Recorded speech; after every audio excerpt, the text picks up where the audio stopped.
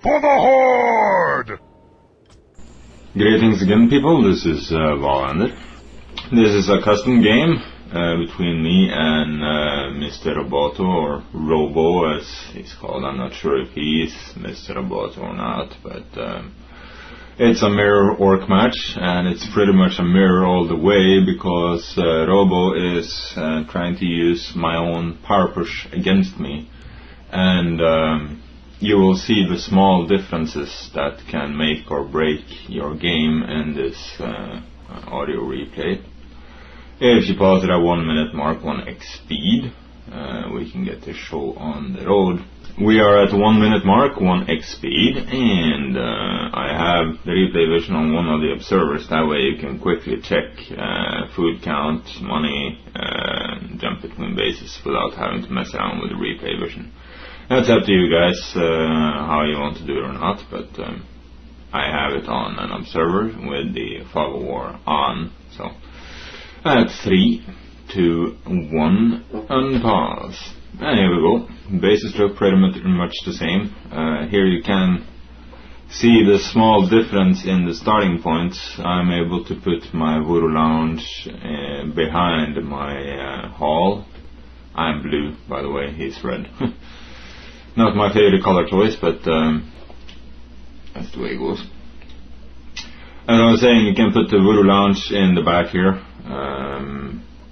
so it's more protected, while he will put it up on the side here. The south position tree line is a little different here. We're going for exactly the same thing at start. Tauren Chieftain with Stomp, Grunts. Will pretty much be mirroring each other quite some time up in this game, which means that it's all down to skill and microing, and we'll just see who's the best player. And here you see me putting my Voodoo Lounge in the back. He's putting his up in front. That's pretty much the only base difference we have. He gets his Grunt and Torn out, I get my Grunt and Torn out, and I go for my easy and green spot here, while he's heading straight up for my base. I guess he wanted to see if I did anything different, but I never do, so that saves a bit of scouting for my enemies, I guess, if they know me. I focus on the Nightcrawler first. That's the blue creep, because that's the one with the biggest attack, and that's the one with the goodie. Get a pretty decent drop here, the circuit on ability. One thing about these creeps is they will cast entangle or ensnare, so if you happen to come upon a situation like this where you have the enemy coming right upon you, odds are it's going to ensnare your unit. As you see here, I go down to beat up on him while he's busy with the creeps. And the first thing the creeps do is ensnare one of my units. Here you go. Thing turns, throws an ensnare at me, and we run back and forth here. He decides to lay back home, because he does know that I have a faster supply chain. That is, my buildings are right by here, so I'll be having a force superiority since I get my reinforcements faster than he does. He has already started on his second barracks. I was busy there, so I just slap it down now. We both had the mills up and running. And here you see Robo. He was going to try and beat me using my own strat. You'll see a lot of alternate stomps here. First he stomps, then I stomp, then he stomps. I'm upgrading armor right now. He is currently at 0 upgrades. You see a bunch of people leaving the game also. I'm not sure why. Maybe they thought we were playing like idiots, or they just dropped from the game. It doesn't matter. I'm not playing for the observers anyway. Come in here with 4 grunts, 1 coming in back, and he's doing exactly the same thing, heading up for my base. However, I had the advantage in that I headed for his base first. And I go down for the burrows, seeing that I have a shot at them right here. He did leave a bit of open space for me here. Now, knowing that I will rip his burrows apart, he decides to jump back and start to defend. My armor upgrade is already done. He is almost done with his, and seeing the teleport, I decided to lay it out. That's $350 or gold down for him. Now I'm starting on my weapon upgrade, and you will see how much difference one single upgrade can make in this mirror match here. I'm going to come in for the battle. We're both at 1 weapon, and I have 1 armor upgrade right here, and here is the alternate use of Stomp. He also has a Headhunter in the game at this time. And it's all a matter of focusing and dancing units. I decided I'm taking a little bit too much damage from these 3 Headhunters. As I was closer to his base, he got his reinforcements faster. I'm currently at 3840, which means that I can get another Headhunter once these are done. You can see my weapon upgrade is getting done here. He has 3 Headhunters and currently 4 Grunts. I have 5 Grunts and 4 Headhunters. I've played with this strat a little bit more than him, so I guess I know the ins and outs of it a little bit better.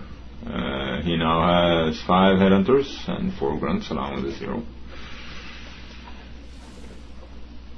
I have 5 Grunts and 4 Headhunters. Getting some goodies for my Tauren Chieftain. Circlet on ability is doesn't look like much with only +2 for all the stats. But if you check the hero attributes by putting the pointer over the fist, you can see that 1 point of strength increases damage by 1.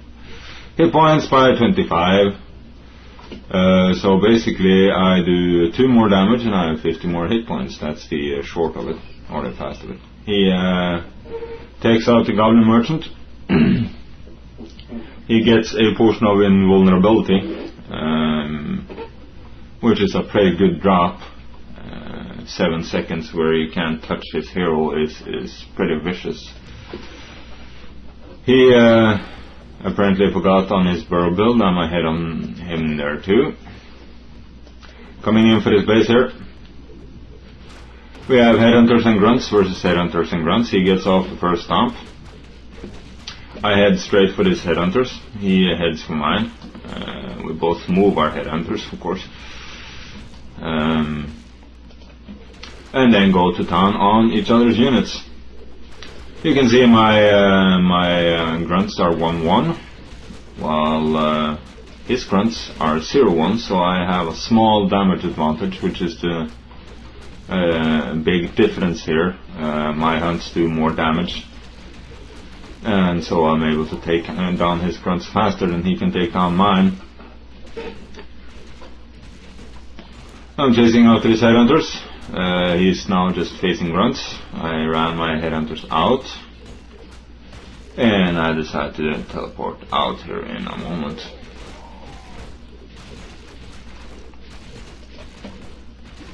There you go, teleport started. Get down the last couple of Headhunters that I can reach. He killed some of my units, and if we look at the unit count, I now have 3 Grunts and 3 Headhunters. I had 4, but now I have 3. He has 3 Grunts and 2 Headhunters. So we're looking at very small margins for error here. Losing 1 unit will set you seriously back. He's at 1 armor and one armor total, while I'm here at the 1-1. Getting more units. We have both teched, and we will both start working on the Berserk. He will get a little before me, but since there's very little difference there, that won't do as much difference. He gets the Troll Regeneration. Very good thing when you're using Troll Headhunters, also if you plan on using the Witch Doctors later. It won't be as fast as a healing soul, but it will heal up your units. Get off a Stomp. It wasn't all that good. I only caught one Grunt. He used a speed scroll in order to get among my Headhunters, but I microed them out. He goes up a level. Nice Stomp going off there. I go up a level. He stomps again, so it's pretty much the same thing on both sides going here. He is now at the Berserk, which means that he does plus 3 more damage, and that's 100 more hit points. I'm also at the Berserker, although I still have the 1 weapon upgrade advantage. He runs away. He doesn't save as many units as I'm able to keep a lot of units alive, and I also keep pumping, of course, which is the same thing he does. He is going for now a Spirit Lodge, which is 150 wood at least, and I'm not sure about the gold. But while he does that, I get my second hero, which is the Shadowhunter. Using Hex first, as I did in the previous Orc versus Orc replay. He's now at 5 Grunts. I have 4 Grunts and 5 Headhunters, with more units coming from behind. Head right in for his forces. Throw up a good Stomp. He didn't have his units all gathered up, so I'm able to put a lot of pain on a few units in the beginning. Use the Hex on his Tauren Chieftain. He decides to use the potion, which is 7 seconds invulnerability, so I can't hex him again, and so he gets off another Stomp. However, I have my Headhunters pretty well covered. He throws off another Stomp and rushes up to get my Headhunters, but I'm facing just 2 Grunts and his hero now. 3 Grunts, sorry. Down to 2 Grunts. And I'm able to focus on his hero, and it's down, and that's pretty much it for him. He can't catch up to this. Go up to another level with my Tauren, another level with my Shadowhunter. Now I have Healing Wave. He gets off a ward, which would have really helped him if he had gotten it out while he still had forces, but now it's just a brief smoke break for my units, you might say. I have my APM program right up and ready to go, and on APM he was at 40.3, I was at 43.50, so we're not looking at the big micromasters here, but that was pretty much it. If you're facing a mirror or any other